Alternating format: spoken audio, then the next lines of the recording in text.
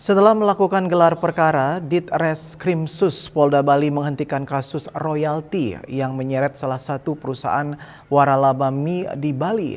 Kasus tersebut dihentikan karena terlapor telah membayar royalti dan melakukan kesepakatan damai dengan pelapor Sentra Lisensi Musik Indonesia atau SELMI. Direktur Reskrimsus Polda Bali Kombes Pol Teguh Widodo mengatakan terkait tindak lanjut perkara ini, terlapor Ayu Sasih telah menyelesaikan semua termasuk pembayaran royalti sebesar 2,2 miliar lebih. Serta menindaklanjuti perdamaian kedua belah pihak, kasus tersebut kemudian diselesaikan secara restoratif justice sehingga proses penyidikannya dihentikan. Menindaklanjuti perdamaian yang telah dilaksanakan antara pihak pelapor dan pihak terlapor di Jakarta.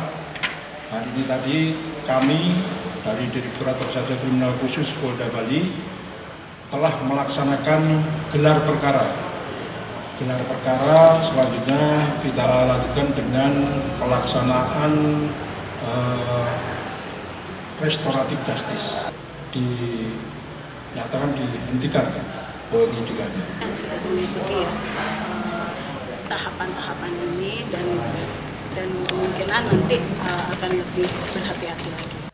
Seperti diberitakan, Selmi melaporkan pengelola waralaba mie ke Polda Bali terkait pemutaran musik tanpa bayar royalti.